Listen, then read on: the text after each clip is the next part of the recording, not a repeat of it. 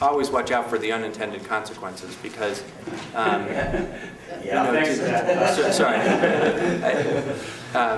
I couldn't leave here without saying something entirely obtuse, right? But the reason why I bring it up is because to get back to Charles's point about Burbank and whether or not Burbank works or doesn't work, I mean, one of the reasons why Burbank doesn't work is because it is an airport authority created by joint exercise of powers.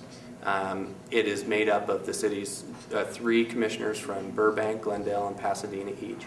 But the airport is located largely in the city of Burbank and a little bit in the city of LA. The city of LA has no representation. Glendale and Pasadena get economic benefits. Their residents use the airport, but they don't suffer a lot of the environmental consequences in terms of the noise from the airport. So Burbank, it's within the city of Burbank. They bear the brunt of the airport impacts.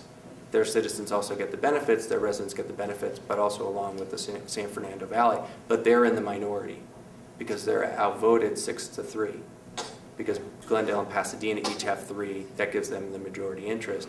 So the entity that really has the most at stake is in the minority and really is left out. And a lot of the votes historically have been 6-3, and it's been very, very acrimonious between the city of Burbank and the airport authority.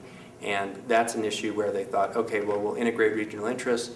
Here's how we'll do it. It'll work very well. It's worked horribly. And in the end, it's one of the most contentious airports. The reason why it's such a terrible airport for Charles to fly through is because there's been no expansion there, no development there, when passengers have been increasing by millions and millions.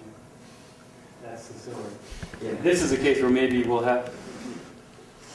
we're tense about this whole set of issues, but if we do end up with a moved airport and it isn't in one of the various unincorporated sites that the consultants have been looking at, we are unlikely to have quite that particular issue. Which it may not be stark. I'm just saying that, again, this obvious issue about unintended consequences. What you may think is the appropriate integration of regional interests in the end may not be, and you may have been better off just saying our number 1 priority is an efficient airport, and we're going to design a governance model around what is going to operate that facility most efficiently. And certainly that, I mean, if I could speak to that, that would be anyone's number 1 goal.